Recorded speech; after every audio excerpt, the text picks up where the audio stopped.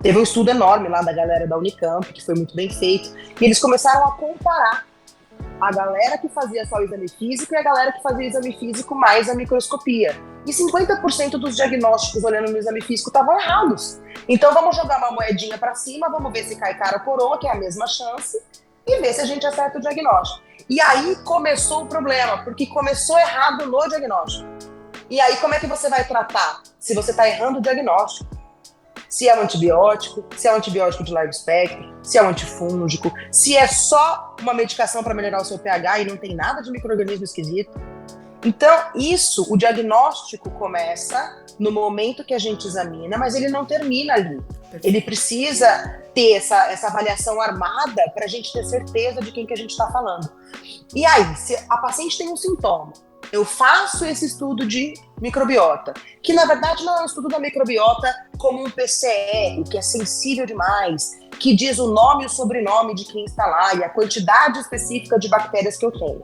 A avaliação que a gente faz no consultório é uma avaliação não quantitativa, mas qualitativa dessa microbiota. Então eu vou olhar quanto tem de bactéria, quanto tem de fungo, se tem fungo em atividade, se tem célula epitelial decente, se ela tem uma atrofia vaginal. Mas eu não vou conseguir dizer nesse exame no consultório, naquele momento, se é uma Candida albicans, se é uma Candida glabrata. Então eu vou precisar de alguns outros exames mais específicos para definir se eu precisar. 90% dos casos não precisa. O que eu preciso dizer é: tem fungo em atividade, não tem fungo em atividade, tem bactéria que está crescendo mais do que deveria, não tem bactéria que está crescendo mais do que deveria. E aí eu vou encaixar esse aspecto da lâmina dentro do diagnóstico para tratamento. Se ela volta, eu instituí o tratamento, eu fiz a avaliação do exame físico, eu fiz também a avaliação de microbiota, eu olhei no microscópio, tratei corretamente e ela volta com o mesmo sintoma, aí eu tenho que saber se essa primeira infecção foi bem tratada ou se é realmente uma recorrência. Ela teve, tratei, curou, voltou. Isso são coisas diferentes. E aí todo mundo fica falando, eu tenho corrimento de repetição, e todo mundo bota na mesma caixinha, eu tenho candidíase de repetição. E às vezes o diagnóstico está errado. Perfeito. E o tratamento fica comprometido.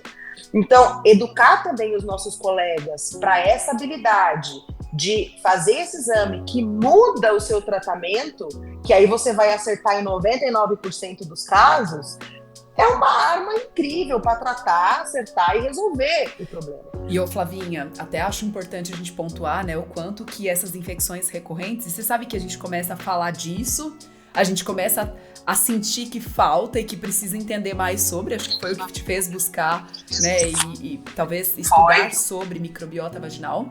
E aí você vê as pacientes vindo no consultório e você vê o impacto que tem em toda a vida. Então, assim, aquela paciente que fala pra você, doutora, faz 5 anos, eu já tratei com tudo que você imaginar. E aí a paciente começa a ter, às vezes, disfunção sexual, então ela não consegue mais ter relação, porque sempre que vai ter a relação tá com secreção, tá com desconforto, tá com a mucosa ardendo, e aí começa a impactar na relação, no casal, inclusive na vida, né? Porque tá sempre, aí, como você falou, né? Aí antibiótico piora intestino, e aí aquele ciclo que a gente já sabe, né? É um ciclo de doença, né? É ciclo de doença. Você não tá tratando nada, você tá piorando a microbiota dela, você tá piorando a qualidade de vida dela, porque ela vai achar que ela tem um problema seríssimo. Ela não tem mais relação com o marido de uma maneira saudável, ela não gosta mais de ficar despida, ela tá com medo do cheiro que vai aparecer depois, ela tá com uma coceira insuportável, tá fazendo fissura, tá doendo.